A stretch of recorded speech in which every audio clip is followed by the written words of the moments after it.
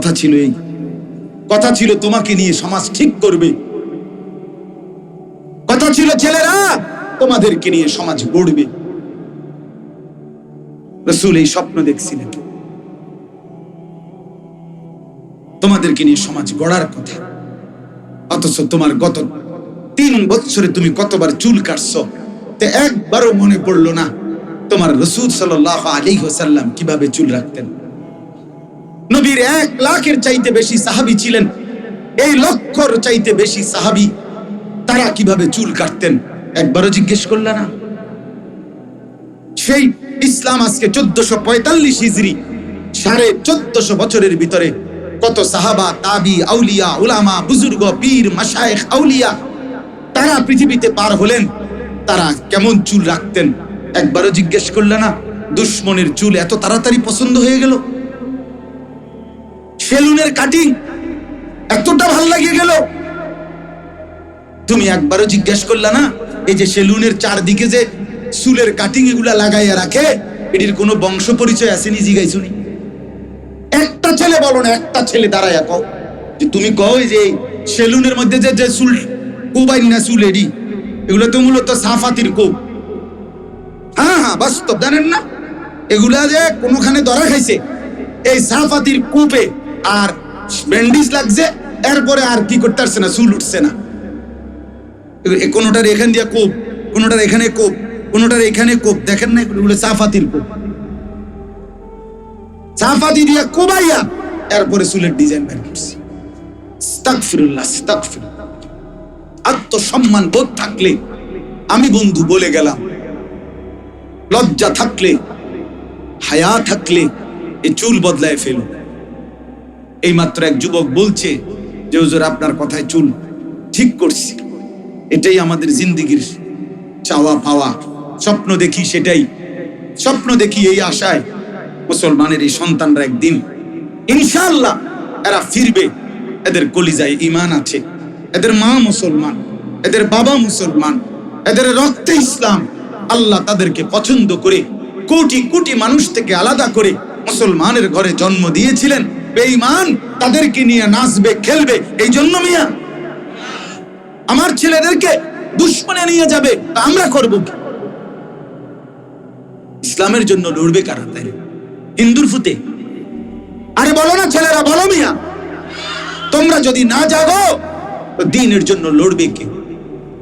মাহাদির পক্ষে লড়বে কে? দাজ্জালের বিরুদ্ধে লড়বে কে? সারা পৃথিবীময় মুসলমান মজলুম, নির্যাতিত, তাদের জন্য চোখের পানি ফেলবে কে বন্ধু? বলো। অনুগতদের জন্য। ওই যে বললাম, পরীক্ষা করার জন্য কার আমল কত সুন্দর। তাইলে এই জন্য আল্লাহ তাআলা আদম এবং হাওয়া এই দুইজনকে দিয়ে যখন পৃথিবী শুরু করলেন আবাদি, তো দীর্ঘদিন পর্যন্ত লম্বা একটা সময় মানুষ বাড়তে থাকছে। আদম এবং হাওয়া আলাইহিস সালামের পরে বাড়তে বাড়তে মানুষ 2 রকম হয়ে গেছে, কিছু ঈমানদার, কিছু নাফরমান। এক পর্যায়ে আল্লাহ তাআলা হযরতে নূহ আলাইহিস সালাম ওনাকে পাঠালেন, নবী বানাইলেন। এর আগেও 2 জন নবী ছিলেন, হযরত শীশ আলাইহিস সালাম, ইদ্রিস আলাইহিস সালাম। তখনও ঈমানদারের আধিক্য ছিল, প্রাধান্য ছিল। কিন্তু এই ইদ্রিস আলাইহিস সালাম এর পরে নূহ আলাইহিস সালামের জামানার কাছাকাছি এসে মানুষ হয়ে গেছে অধিকাংশই আল্লাহর অবাধ্য, নাফরমান, মূর্তি পূজা, পাপী, নানাবিধ গুনার কাজে লিপ্ত। আল্লাহ তাআলা নূহ আলাইহিস সালামকে নবী বানালেন, রাসূল বানাইলেন। এই অবাধ্য নাফরমান মানুষকে সংশোধনের দায়িত্ব দিলেন। নূহ আলাইহিস সালাম একটানা 950 বছর আল্লাহর পথে এই মানুষগুলোকে ডাকলেন। কয়শো বছর বাপ? 950 বছর। প্রিয় ভাই আমার, বাপ আমার, এটা গুরুত্বপূর্ণ হিসাব। 950 বছর, 950 টাকা আর 950 বছর এক কথা না। 950 টাকা মানে 50 টাকা কম, 1000 টাকা। আর 950 বছর মানে আপনার আমার এক একজনের চিন্তা করলে বাপ দাদা 14 গোষ্ঠীর কত জনের হায়াত একত্র করলে 950 বছর। এই লম্বা সময় একজন মানুষ, তিনি একজন নবী, তিনি একই অঞ্চলের মানুষকে, একই এলাকার মানুষকে 950 বছর টানা লাগাতার আল্লাহর দিকে ডাকছে। একদিন একবারের জন্য হতাশ হন নাই, বিশ্রাম করে নাই, অবসর নয়। ক্বালা রাব্বি ইন্নী দাআউতু কওমি লাইলাম ওয়া নাহারা। এই যে নূহ আলাইহিস সালাম বলছে, আল্লাহ আমি আমার কওমকে আপনার দিকে ডেকেছি গত 950 বছর। কিভাবে? লাইলাম ওয়া নাহারা, রাতেও ডাকছি, দিনেও ডাকছি, দিবারাত্রি বিরামহীন ডেকে গেছি মাওলা, আপনার বান্দাদেরকে আপনার দিকে ডাকছি। হযরত নূহ আলাইহিস সালাম বলেন, আল্লাহ আমি, তারা আমারে দেখলে কানে আঙ্গুল দিয়া রাখে, আমি তবুও বলছি। তারা আমারে দেখলে চোখ কাপড় দিয়া ঢাইকা রাখে, আমি তবুও বলছি। তারা আমারে দেখলে জিভ দেখায়, ধমক দেয়, এই বেটা সারাক্ষণ শুধু আমারে বিরক্ত করো, আর মানুষ দেখো না, এভাবে বলতো। নূহ আলাইহিস সালাম বলেন, আল্লাহ আমি তবুও বলছি। তারা আমারে দেখে অহংকার করত, যে আরে কিসের আযাব, কি এর শাস্তি হইব, কি কও না কও, হ্যাঁ এগুলো বলতো, অহংকার করত। আল্লাহ আমি তবুও বলছি। আমি তাদেরকে একজন একজন করে দাওয়াত দিছি, আমি তাদেরকে সম্মিলিতভাবে দাওয়াত দিছি, আমি তাদেরকে ঘোষণা দিয়ে দিয়ে চিৎকার করে এলান করে করে ডাক দিয়ে দাওয়াত দিছি। আমি রাতের অন্ধকারে একাকী ঘরে ঘরে দুয়ারে দুয়ারে গিয়ে ডাক দিছি। আল্লাহ আপনার বরত্বের কথা, শ্রেষ্ঠত্বের কথা বলে দাওয়াত দিছি। আপনাকে মানলে কি কি লাভ হবে তাদের দুনিয়ায়, খাদ্য পানি, স্ত্রী সন্তান, আরাম আয়েশ, সেগুলোর প্রলোভন দিয়েও দাওয়াত দিছি। আল্লাহ কিন্তু এই মানুষগুলো কোনোভাবেই ফিরছে, কিন্তু আমি ছাড়ছি না। হযরত নূহ আলাইহিস সালাম তাফসীরের মধ্যে আছে, কোন ঘরে একটা কথা মনে রাখতে হবে, নূহ আলাইহিস সালামের জামানায় শুধু উনি এত বছর হায়াত পাইছে, অন্য মানুষ না। ওই এখানকার সব মানুষের বয়স 2700 বছর এরূপ না, শুধু উনারে আল্লাহর এটা পক্ষ থেকে আল্লাহ তাআলা মুজিজা হিসাবে উনাকেই শুধু এত লম্বা হায়াত দিছে। আর অন্য মানুষ স্বাভাবিক মৃত্যুবরণ করতো উনার কম। এই জন্য তাফসীরের মধ্যে আছে, একই ঘরের 7 বার, মানে 7 পুরুষ কবরে গেছে, 7 পুরুষকে উনি পর পর ওই ব্যক্তির মৃত্যু পর্যন্ত ইসলামের দাওয়াত, আল্লাহর দ্বীনের দাওয়াত দিছে, তবুও ঈমান আনে নাই, তবুও সেই ঘরে নূহ আলাইহিস সালাম আবার গেছে। মানে দেখছে এই লোকের দাদা, তার বড় আব্বা, তার বাপ, তার পরবর্তী বংশধর এক একজনের হায়াত শেষ হইছে, কেউ ঈমান আনে না, তবুও তিনি বিরক্ত হয় নাই, আবার গেছে। হ্যাঁ, এটা বলার উদ্দেশ্য হলো এই কথাইটা, আপনারা ফাঁকে ফাঁকে যারা বাপ আছেন, এখানে পাশে বসা, এখানে নিচে বসা, বাপের সংখ্যা কমই বোঝা যায়, ফুলাইনের সংখ্যাই বেশি। তো যাই হোক, যা আছেন, পর্দার আড়ালের যারা মা আছেন, আমি সবার কাছে অনুরোধ করি, আজকে আমাদের একটা দুর্ভাগ্য, সবচেয়ে বড় একটা, আমরা এক জায়গায় বসে ব্যর্থ হয়ে আছি। সেটা হলো আমাদের মা বাপ যারা আছে, তারা তাদের সন্তানের, স্ত্রী পুত্র, ছেলে মেয়ের দিন, নামাজ, বন্দেগী, আখিরাতের প্রস্তুতি করাবার জন্য এই চেষ্টাটাকে একেবারেই সামান্য হালকা মনে করি। 2, 4, 10, 50 বার, 2-1 মাস, 6 মাস, 1 বছর, 2 বছর, 3 বছর চেষ্টা করার পর যখন দেখি ছেলে আর নামাজ পড়ে না, মেয়ে আর পর্দা করে না, স্ত্রী আর কথা শুনে না, তো আমরা হাল ছেড়ে দেই, খালাস আমার আর কোনো দায়িত্ব নাই, আমি বলার যা বলছি 6 মাস বলছি, 9 মাস বলছি, হুজুর 2 বছর চেষ্টা করছি, মনত 200 বার কইছি ইত্যাদি বলে উনি পাশ কাটাইয়া উনার মতো উনি, তার মতো সে ছেড়ে দিছে সে। নাইলে এই সমাজের এই হালাত হতো না,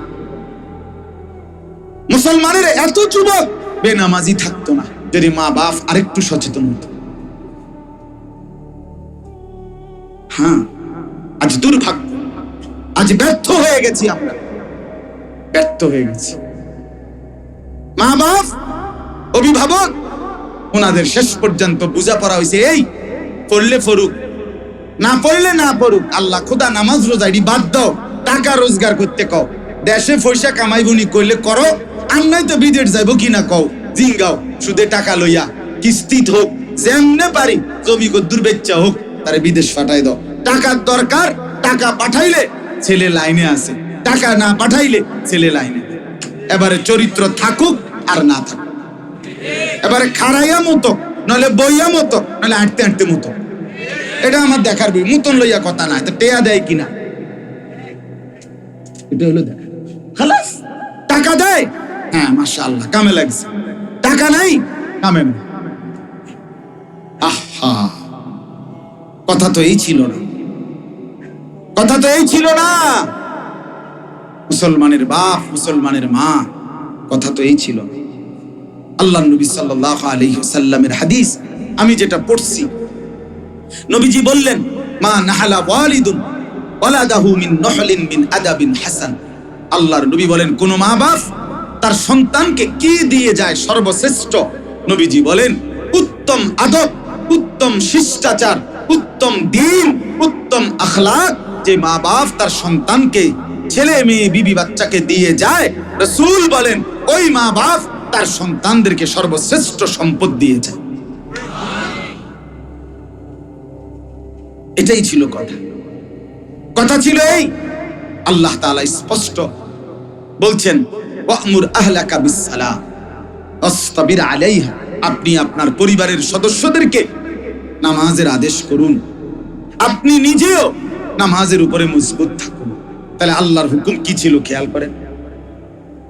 আল্লাহ কোরআনে বলছে, কু আনফুসাকুম ওয়া আহলিকুম নারা, হে ঈমানদার মুমিন, তোমরা তোমাদের নিজেদেরকে এবং পরিবারের সদস্যদেরকে জাহান্নামের আযাব থেকে বাঁচাও। তাহলে দায়িত্বটা কি? আল্লাহ তাআলা বলছেন, ইয়া আইয়ুহান নাবিয়্যু কুল লি আজওয়াজিকা ওয়া বানাতিকা ওয়া নিসাইল মুমিনিনা ইউদিনিনা আলাইহিন্না মিন জালাবিবিহিন্না।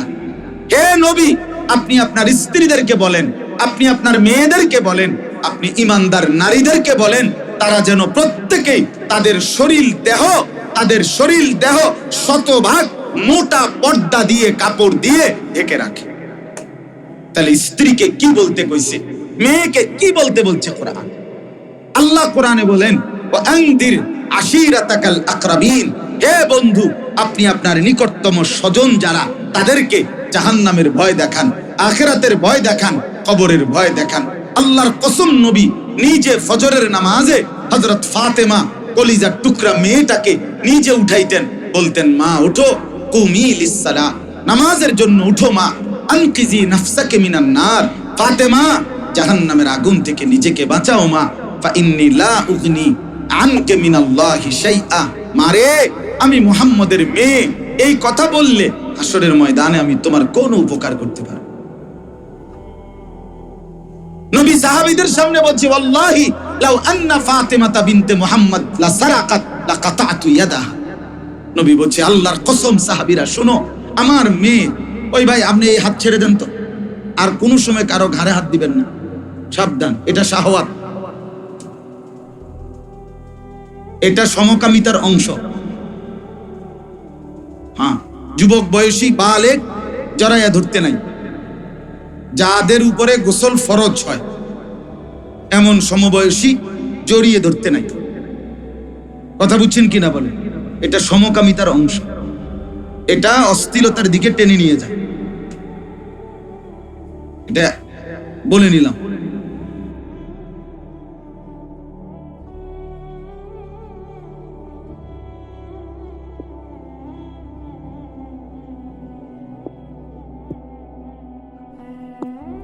রাসূল বলছে, ওয়াহজুরুহুন্না ফিল মাদাজি', আল্লাহ নবী সাল্লাল্লাহু আলাইহি সাল্লাম বলেন যে তোমরা তাদের বিছানা আলাদা করো।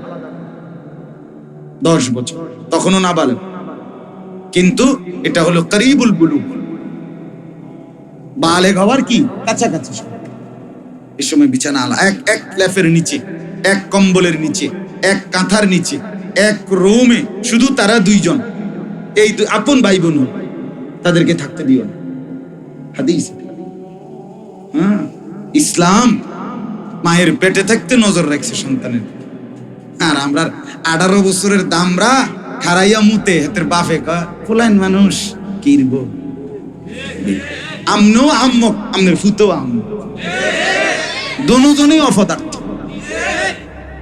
দোনোটাই অপদার্থ। এত বড় 18 বছরের দামরা মুতে খারাইয়া হেবড়া কয় এত ফুলাইন মানুষ। আকল ফতার এই বেকুবের হবে কোন দিন? এই বেউকুফ আকল তার হবে কোন দিন? 18 বছর বয়সে যার ব্যাককল, এত বড় ব্যাককল, 6 মাসের কুলের বাচ্চা, সেও তো পেশাব করলে চিৎকার শুরু করে, তার মারে ডাকে চিৎকার দিয়া, মা আমার এই মুতওয়ালা হাফ প্যান্ট আর ফিন্দাইও না, তাড়াতাড়ি খোলো। 6 মাসের বাচ্চা আর 14 বছর 18 বছর 20 বছরের এত বড় দামরা মুত্তা একটু পানিও নেয় না, এটা নিয়েই প্যান্টের মধ্যে পেশাবের ফোঁটা জমতে থাকে, এটা নিয়েই চলে, এটা নিয়েই হাঁটে, এটা নিয়েই বন খায়, এটা নিয়েই বার্গার খায়, এটা নিয়েই চা খায়। আহম্মক বেওকুফ অপদার্থ ছাড়া কিচ্ছু না বেটা। তোর মতো বেকুব বাজারে ওঠে না বেটা। কি পড়ালেখা করছো ছেলেগুলো? এই বেটা কি ঘোড়ার ডিম শিখছো? এতটুকু ভদ্রতা শিখলা না? একজন সুস্থ স্বাভাবিক মানুষ এতটি মুতের ফানি লইয়া কেমনে হাঁটে? ছি ছি ছি ছি ছি ছি ছি ছি। যার লজ্জা আছে সে হাসো না, বেশরম হইলে হাসবা, হাসো না। তোমার বিবেককে বলো, তোমার শরম আছে কিনা, হায়া আছে কিনা? এত বড় বয়স্ক মানুষ, এত বড় জওয়ান ছেলে, আস্তাগফিরুল্লাহ। আত্মসম্মান কিছু বলতে নাই আমার, আত্মমর্যাদা বলতে কিছুই থাকবে না আমার। এজন্য বাপ, তাহলে বললাম আল্লাহ তাআলা মাকে বললেন, বাবাকে বললেন, জিম্মাদারি দিলেন তাদেরকে ফিরাবার জন্য, তাদেরকে জাহান্নাম থেকে বাঁচাবার জন্য। স্ত্রীর পর্দা, মেয়ের পর্দা, ছেলে মেয়ের নামাজ, এটা সরাসরি কোরআনের আদেশ। কোরআনে আছে ইব্রাহিম আলাইহিস সালাম দোয়া করতেন, দোয়া আছে ইব্রাহিম নবীর দোয়া, রব্বি জাআলনি মুকিমাস সালাহ ওয়া মিন যুররিয়াতি। শুনতেছেন আপনারা? ওই ছেলেরা ভাইয়া শুনো, আমার বাপ শুনতে থাকো। হ্যাঁ তোমরে বলুন না কেউ নাই, বলুন না নাই, তোমারে ছেড়ে দিছে সমাজ, সমাজ তোমারে তোমার হাতে ছেড়ে দিছে, এই দেশ তোমারে ছেড়ে দিছে তোমার হাতে। মাও কিছু বলতে সাহস পায় না, বাপও কিছু বলতে সাহস পায় না, গ্রামের মুরব্বীরাও মুখ বুজে শুয়ে যায়, হজম করে, আফসুস করে, আহাত চোখ ফাঁক দিয়ে কোনো দৈরালায়, কোনো আবার নাকি ধমকানি শুরু করে। এই জন্য সন্ত্রাসী মনে করে, চাঁদাবাজ মনে করে, মনে করে পুট্টা খাইয়া, বাবা খাইয়া, কি খাইয়া কি না খাইয়া কি অবস্থায় আছে কে জানি, মাতাল না সুস্থ, বলিনি কোন ফিডা খাই কথা। তাইলে তোমাকে সম্মানার্থে বলে না এমন না, তোমারে ভয় পায়, তোমারে আতঙ্কিত, তোমারে দেখে। এটা লজ্জার বিষয়। তুমি মানুষ, তুমি মুসলমান, তোমাকে দেখে লজ্জা পাবে, তোমাকে দেখে ভয় পাবে কেন? ভয় পাবে। কথা তো ছিল মুসলমানের যুবক, মুসলিম জনসমাজের ঈমান আমলের জন্য জীবনের সবটুকু বিলিয়ে দিবে, এটাই তো হওয়ার কথা ছিল। খোদার কসম, হাদিসে আছে, হাদিসে নবীজি একদিন বলছেন, বুখারী মুসলিমের হাদিস, লাকাদ হামামতু আন আমুরা ফিতিয়াতি। নবী বলেন, আমার মন চায় আমার ছেলেদেরকে একত্র করি, আমার যুবকগুলোকে ডাকি আর বলি, তোরা একটা জায়গায় কিছু লাকড়ি একত্র কর, আগুন লাগা। তো কি আমার মন চায়, নবী বলে, আমার ছেলেগুলোকে নিয়ে, আমার যুবকদেরকে নিয়ে, ফিতিয়াতি অর্থ আমার যুবক, আমার যুবক, নবী বলছে আমার ছেলেরা। আমরা বলি না যে আমার দলের, আরে আমার ফুলাইন আছে বেটা, কয়শো ফুলান লাগবে ক বেটা, বলি না আমরা মাস্তানরা দুনিয়ার ব্যাপারে বলে না। তো নবী বলছে আমার ছেলেগুলো, আমার যুবকগুলোকে আমার মন চায় একত্র করি আর বলি লাকড়িতে আগুন লাগা।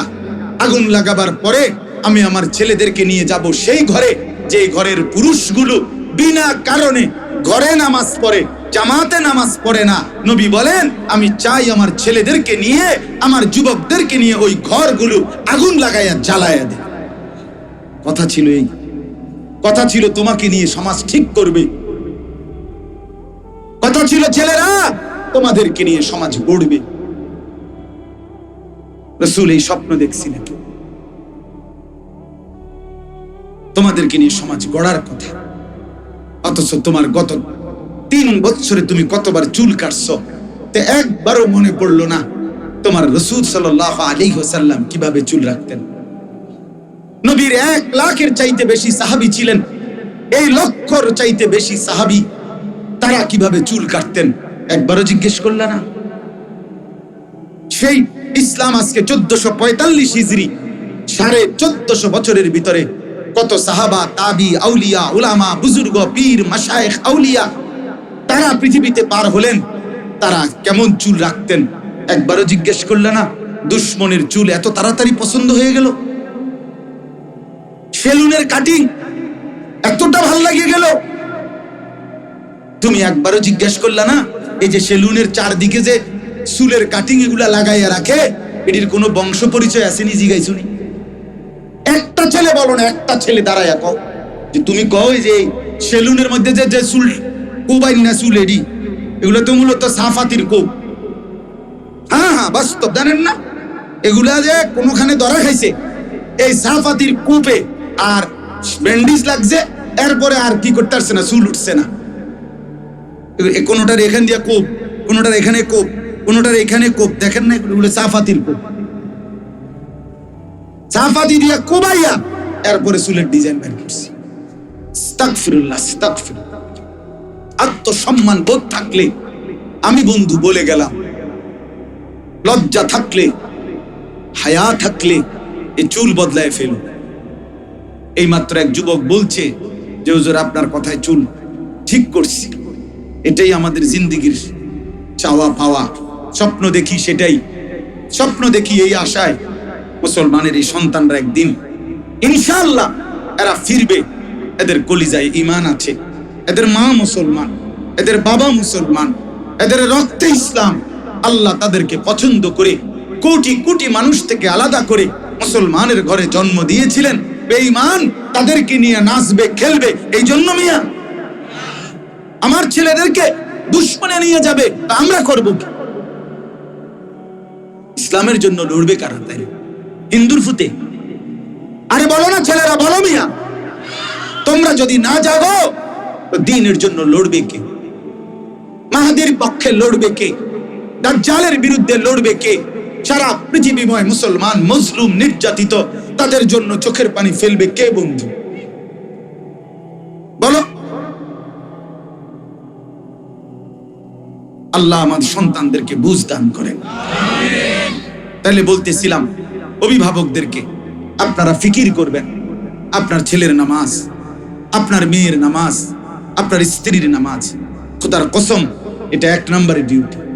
সোফা যদি মৃত্যু পর্যন্ত বানায় দিতে নাও পারেন কোনো অসুবিধা নাই, কিন্তু সেজদাওয়ালা বানায় যাইতে হবে।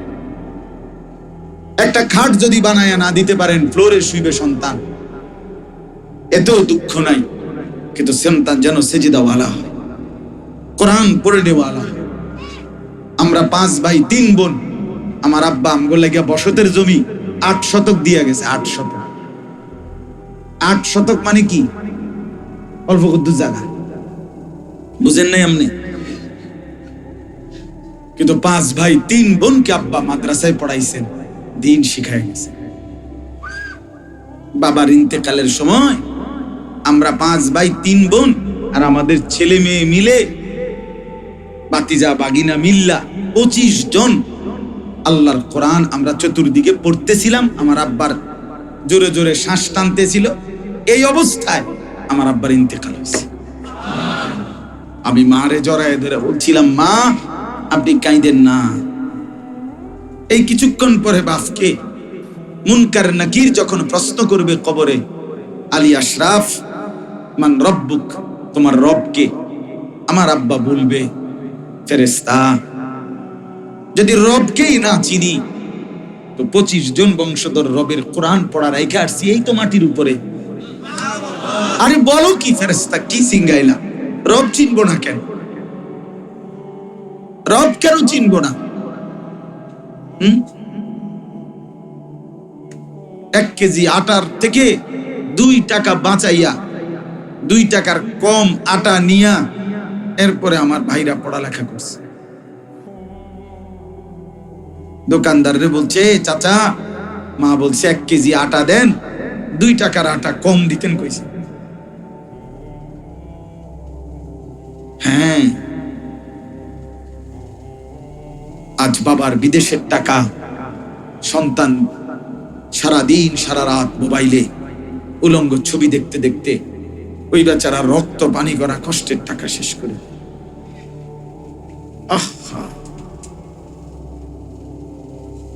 স্বামী বেচারার জীবন পানি করা টাকা, নাফরমান স্ত্রী বেহায়া বেডি বাজারে বাজারে মার্কেটে মার্কেটে শেষ। আয় হায় অসভ্য নারী, করলি কি? করলিটা কি? তুই যদি আরব দেশে তোর স্বামীর প্রখর রৌদ্রের মধ্যে দাঁড়িয়ে থাকা দেখতে, তো বুঝতি টাকা কেমনে কামাইছে।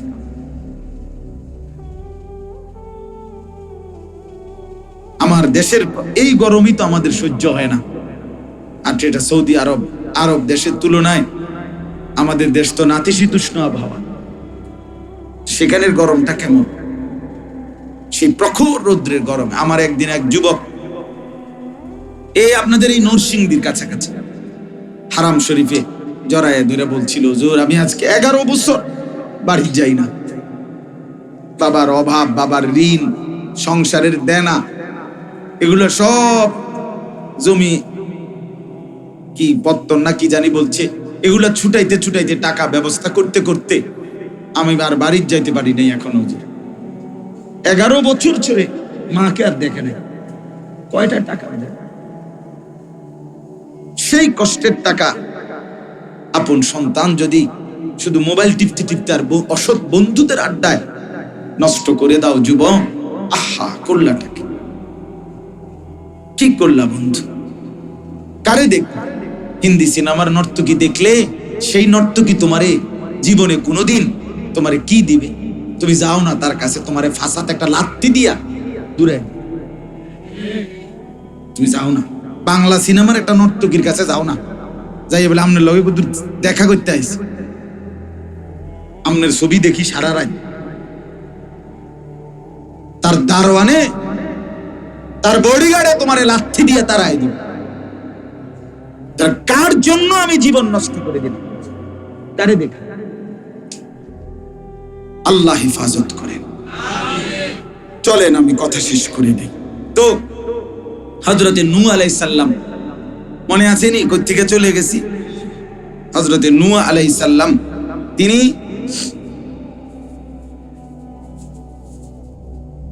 বাকি আমি হতাশ না, এই চোখের পানি হতাশার না, আমি নার্ভাস না, হতাশ হই না আমি কোনোদিন। আলহামদুলিল্লাহ, আমার বিশ্বাস, আমার ইয়াকিন, আমার ছেলেরা ফিরে আসবে ইনশাআল্লাহ, ফিরবে ইনশাআল্লাহ। আরে ফিরবে না কেন? রক্তে ইসলাম আছে, মা মুসলমান, বাবা মুসলমান, ফিরবে না কেন? ইনশাআল্লাহ দোয়া করতে থাকি আমরা। হ্যাঁ, আল্লাহ তাআলা তৌফিক দান করেন। তো বলতেছিলাম নূহ আলাইহিস সালামের মাধ্যমে আল্লাহ তাআলা 950 বছর পরে আল্লাহ বললেন, নূহ বহুত করছো, কইছে আল্লাহ একদম, বাবুরে তোমারও জান শেষ, তুমি তোমার সবটুকু দিছ আমার দ্বীনের জন্য, ঠিক আছে এইবার একটা নৌকা বানাও, তোমারে যে কয়জন মানছে তা করে নিয়ে বসো নৌকায়, বাকিগুলারে আমি তুফান দিয়া একদম সমান করে। আল্লাহ তাআলা সংক্ষেপে বলতেছি, নূহ আলাইহিস সালামকে তুফানে তুলে, আরে তুফানের মধ্যে নৌকায় তুলে ওনার সাথে 80 জন, আরো একাধিক বর্ণনা আছে, 100-র নিচে সর্বোচ্চ ওনার অনুসারী ছিল 80 জন, 70 জনের। কেমন ডাকাত মানুষ আছিল চিন্তা করছেন? 950 বছর একটা মানুষ, তিনি নবী, বুঝাইলেন অনুসারী কয়জন? শুধু 80 জন, 100-র নিচে। এই মানুষগুলোকে নিয়ে নৌকায় উঠলেন, বাকিগুলোকে আল্লাহ তাআলা ধ্বংস করে দিলেন। এই কথাটা খেয়াল করেন, এটাই কথা মেন বুঝানোর দরকার ছিল আর কি। প্রথম একবার আদম এবং হাওয়া, মনে আসেনি, এই দুইজনই ইমানদার, ওনাদেরকে দিয়ে পৃথিবী আল্লাহ শুরু করছেন আবাদ। মাঝখান দিয়া কাফের বেঈমান বেড়ে গেছে, আবার আল্লাহ বললেন আচ্ছা যাও ঠিক আছে, আবার প্রথমতে। কথা বুঝছেন না আমার কথাটা? আবার কি প্রথমতে, আগেরটা আচ্ছা যাও ঠিক আছে, আবার প্রথম থেকে সমস্ত বেঈমান। নূহ আলাইহিস সালামের কওম ছাড়া কিন্তু পৃথিবীতে আর কোনো মানুষ ছিল না তখন, এরাই তো। আবার সমস্ত বেঈমান সাফ করিয়া দুইয়া মুচ্ছা আমি আবার নৌকার থেকে নামাইলাম যাদেরকে, তারা এবার আবারও পৃথিবীর জমিনে একদম পিওর ইমানদার দিলাম। আবারও এখন কারা? শুধু ইমানদার, বুঝেন নাই? নৌকার থেকে যারা নামলো, এখন তো আর বেঈমান তো সব ডুবাইয়ে এলেছে, শেষ। তাহলে এইবার আল্লাহ বললেন এই শেষ, আর এমন হবে না। আল্লাহ বলেন এইবার আমার সিস্টেম হলো এই যে নূহ আলাইহিস সালামের পর থেকে এই ইমানদারদের থেকে শুরু করে এইবার কিয়ামত পর্যন্ত এই নূহ নবী এবং তার ৮০ জন সঙ্গী, তাদের যত বংশধর আসবে তারা হবে দুই ভাগে। এক ভাগ হবে উত্তম বংশধর, আরেক ভাগ হলে নিকৃষ্ট বংশ। এমনিই চলবে এবার। আর কখনো এমন হবে না ইসরাফিল কিয়ামতের আগে আর সমস্ত কাফের একসাথে শেষ কইরা আবার ইমানদার দিয়ে শুরু করবো, এমন আর হবে না। কথা বুঝেন নাই আপনি? এখন থেকে চলবে কি এই সিস্টেমে যে একদল হবে উত্তম বংশধর, আরেক দল হবে কি বংশধর? নিকৃষ্ট। একদল হবে উত্তম জেনারেশন, আরেক দল হবে নিকৃষ্ট জেনারেশন। একদল হবে উত্তম ওয়ারিস, আরেক দল হবে নিকৃষ্ট ওয়ারিস। তাহলে বংশধর পূর্বসূরি কিন্তু ইমানদার, নূহ এবং উনার সাথে সঙ্গী ইমানদার, এদের থেকেই এই আমরা ছড়ানো। সারা পৃথিবী আমাদের প্রত্যেকের, আমরা এখানে যারা বসা, সারা পৃথিবীর এখন এর ৮০০ কোটি মানুষ, প্রত্যেকের পিছনে ওই বংশধারা, ওই নূহ এবং তার অনুসারীদের কারো না কারোর সাথে গিয়ে কি করছে? মিল। কথা বুঝছেন কিনা? তাইলে তাদেরই বংশধর আমরা। এই বংশধর দুই রকম, একদল সার্থক বংশধর, একদল নিকৃষ্ট বংশধর। এখন উত্তম বংশধর কারা? আল্লাহ তাআলা বলেন যাদের মধ্যে দুইটা সিফাত আছে তারা উত্তম বংশধর। নিকৃষ্ট বংশধর কারা?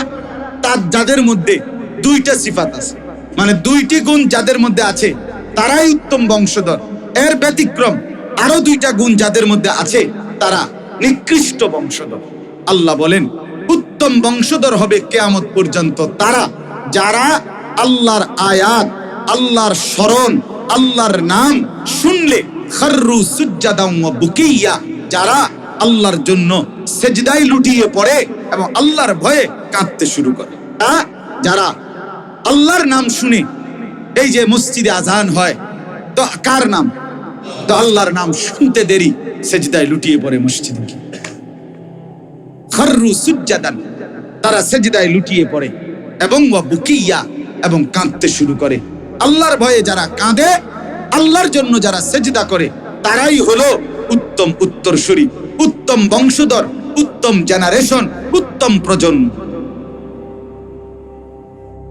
এবার নিকৃষ্ট প্রজন্ম কারা? এটাই আমি এই 59 নম্বর আয়াতে এইটা বললে শেষ।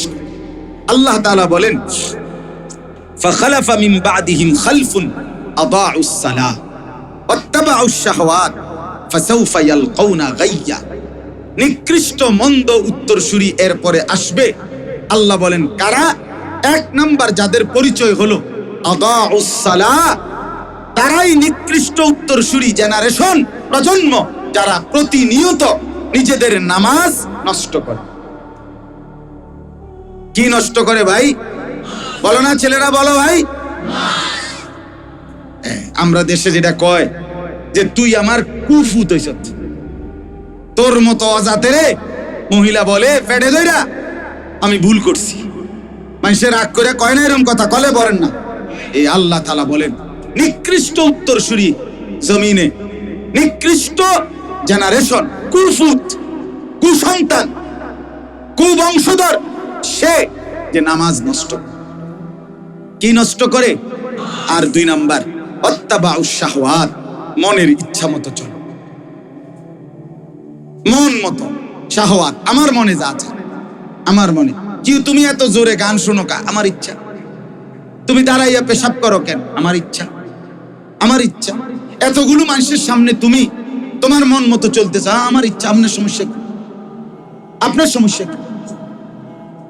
কথা বলেন, আজকে আমরা যতগুলো গুনাহ করি, যে যা আমিও আপনিও, প্রত্যেকটা আল্লাহর ইচ্ছার কারণে না আমার ইচ্ছার কারণে?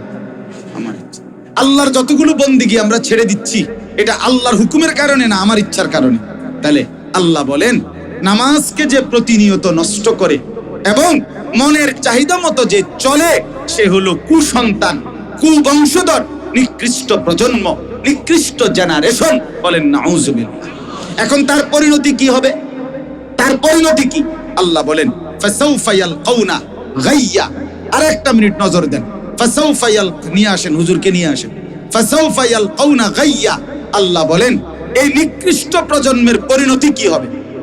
আমাদের পরিণতিটা কি হবে? আহা, এই নামাজ যাদের ছুটে যাচ্ছে, ছেলেরা, বাবারা, মাদেরকে বলবেন, বোনদেরকে বলবেন, আহা, প্রতিনিয়ত যারা সামান্য দুনিয়ার জন্য নামাজ ছেড়ে দিচ্ছেন, আপনাদের পরিণতি কি হবে? আল্লাহ বলেন, যারা যারা নামাজ নষ্ট করছে এবং মনের চাহিদা মতো চলতেছে, ফাসাউফা ইয়ালকাউনা গাইয়া। আল্লাহ বলেন, জাহান্নামের, আচ্ছা বলেন তো জাহান্নাম কয়টা? এই 60টা জাহান্নামে যত আযাব আছে, জাহান্নামের একটা গর্ত আছে, এই গর্তের নাম হলো গাই। এই গাই নামক গর্তের মধ্যে 7 জাহান্নামের যত আযাব, তার সবটা একসাথে আছে, একসাথে আছে। আল্লাহ বলে, এই নামাজ নষ্ট করে যে, মনের চাহিদা মতো চলে যে, সে অচিরেই জাহান্নামের সবচেয়ে নিকৃষ্ট গুহা, গর্ত, গাই, এটার মধ্যে নিক্ষিপ্ত হবে। নাউজ। হাদিসে আছে, তাফসীরের মধ্যে আছে, নবীজি নিজে গাই নামক গুহা থেকে নবীজি বলেন, জাহান্নামের বাকি অংশ, বাকি 7টা জাহান্নাম আল্লাহর কাছে জাহান্নামের ওই গাই নামক গর্ত থেকে পানাহ চায়। আল্লাহ, আমি জাহান্নাম, আমার আযাব আছে, কিন্তু আমার ওই আযাবে ফেলিয়েন না। আল্লাহ বলেন, এই প্রজন্মের যারা নিকৃষ্ট হবে, তাদেরকে এই গাই নামক জাহান্নামের গুহাতে, গর্তে ফেলা হবে। আল্লাহ আমাদেরকে মাফ করে দেন। এটা এক অর্থ। আরেকটা অর্থ আছে এই আয়াতে, সেটা হলো, আল্লাহ বলেন, এই 2টা কাজ ছেলেরা খেয়াল করো ভাই, এই অনুরোধ খেয়াল করো। 1, যে নামাজ পড়ে না, নষ্ট করে। 2, মনের চাহিদা মতো চলে। আল্লাহ বলে, সে যেখান থেকে শুরু করছে এখানেই সে থামবে না, বরং এরপরে তার জীবনে একটার পর একটা নিকৃষ্ট নাফরমানি, অবাধ্যতা, নাফরমানি আসতেই থাকবে, বাড়তেই থাকবে। এটার একটা অর্থ। প্রথম তো শুরু করছিল স্পিডের বোতল দিয়া, টাইগারের বোতল দিয়া, আস্তে আস্তে হালকা পানীয় খায়, এখন হালকা নেশা, এরপরে ভারী নেশা, এখন গাঁজা খায়, এখন পুট্টাখোর, এখন বাবাখোর, এখন ডাইলখোর, এখন ইয়াবার ট্যাবলেট খায়, এখন ইনজেকশন। শুরু করছিল কি দিয়ে? ছোটটা দিয়ে। আস্তে আস্তে নষ্ট হতে হতে শেষ, শেষ। শুরু তো করছিল মোবাইলে শুধু ছবি দেখতো মেয়ের, এখন কথা বলে, এখন হাত ছুঁইছে, এখন শরীর ছুঁইছে, এখন গোপন জায়গায় গেছে। আজকে এখন আইসা নিজের ইজ্জত, বংশের ইজ্জত, মা বাবার ইজ্জত, দেশ জাতি সমাজের ইজ্জত নষ্ট করে নিজে নিকৃষ্ট জিনার ব্যভিচারে লিপ্ত হয়েছে। এই একটার পরে শুরু করছিল যেখান থেকে, সেখান থেকে কি করতে থাকে? বাড়তে। আল্লাহ মাফ করে দেন। আল্লাহ তাআলা বলেন, ইল্লা মান তাবা ওয়া আমানা ওয়া আমিলা সালিহান। এর ব্যতিক্রম আল্লাহ বলে, এখন তোমরা যারা বুঝলা যে নামাজ নষ্ট হয়ে গেছে, মনের চাহিদা মতো চলছো, সব বাদ দিয়ে যদি তওবা করো এবং আমি আল্লাহর উপরে ঈমান আনো, নেক আমল শুরু করো, আমি ওয়াদা দিলাম সকলকেই ফাউলাইকা ইয়াদখুলুনাল জান্নাতা, সবাইকে জান্নাতে প্রবেশ করানো। ওয়ালা ইউযলামুনা শাইআ, কারো উপরে জুলুম করা হবে। বলে, আমি তো গত 30 বছর নাফরমানি করছি, এখন কি আল্লাহ আমারে বেহেশত দিবে? অবশ্যই তোমারও দিবে। 90 বছরের নাফরমানকে আল্লাহ বলেন, তওবা করিলে, গুনাহ ছেড়ে দিলে আর করবে না ওয়াদা দিলে আমি আল্লাহ 90 বছরের টানা গুনাহ এক সইতে এক নিঃশ্বাসে আমি আল্লাহ তাআলা মাফ করে দেব। আও বান্দা আও, আল্লাহ বলে বান্দা আসো, তুমি আসবে 1 বিঘত, আমি আসবো 1 হাত। তুমি আসবা 1 হাত, আমি আসবো 2 হাত। তুমি আসবা হাঁটতে হাঁটতে, আমি আসবো দৌড়তে দৌড়তে। তুমি রাতে আসবা গুনাহ মাফ নিতে, আমি রাতেই আসবো মাগফিরাত দিতে। তুমি দিনে আসবা গুনাহ মাফ নিতে, আমি দিনেই আসবো। আমি আছি বান্দা, আইসো তোমার যখনই মন চায়। তবে শর্ত হলো 3টা, পেছনের গুনাহ ছেড়ে দিতে হবে, আর করবা না, ওয়াদা দিতে হবে, চোখের 1 ফোঁটা পানি ফেলে লজ্জিত হয়ে মাফ চাইতে হবে। আমি যদি 3টা বুঝ পাই, আমি সব মাফ করে দেব, আসমান ছোঁয়া গুনাহ মাফ করে দেব। এজন্য ছেলেরা ফিরে আসো ভাই, বাবাদেরকে বলি ফিরে আসেন, মাদেরকে বুঝান, বোনদেরকে বুঝান, সবাই 5 ওয়াক্ত নামাজ পড়ার চেষ্টা করেন। বাবা ছেলেদেরকে ফজরের নামাজের জন্য উঠান, মা সন্তানদেরকে ফজরের নামাজের জন্য উঠান, স্বামী স্ত্রীকে নামাজের কথা বলেন, স্ত্রী স্বামীকে নামাজের কথা বলেন, ছেলেরা বাবাকে নামাজের কথা বলো, বাবা ছেলেদেরকে বলেন, মিলে মিশে দুনিয়া চালান, কোনো সমস্যা নাই। বাজার ব্যবসা লেনদেন ঘর দুয়ার সবই ঠিক আছে, তো তার চাইতে বেশি দরকার হলো আপনার আমার স্ত্রী সন্তান পরিজনের আখিরাত, নামাজ, বন্দিগি। আল্লাহ তাআলা তৌফিক দান করেন। আল্লাহ আজকের এই মজমা কবুল করেন। যুবকদের এই সুন্দর আয়োজনে আল্লাহ তাআলা বরকত দান করেন। আল্লাহ তাআলা আমাদের সবাইকে উত্তমভাবে কবুল করেন। আমার মাদ্রাসা কুমিল্লা ক্যান্টনমেন্ট ময়নামতি সাহেবের বাজার, প্রত্যেক মাসের 2য় শনিবার আমার মাদ্রাসায় ইসলাহি মাহফিল হয়, প্রতি মাসের 2য় শনিবার। হ্যাঁ, এই 14 তারিখ অক্টোবর মাসের মাহফিল। আপনারা নওজোয়ান অনেক সাথী আছেন, সুযোগ থাকলে যাওয়ার চেষ্টা করেন। জিয়াত থাকতেও পারবেন, খাইতেও পারবেন, ওয়াজও শুনতে পারবেন। আল্লাহ তাআলা তৌফিক দান করেন। সুবহানাল্লাহ।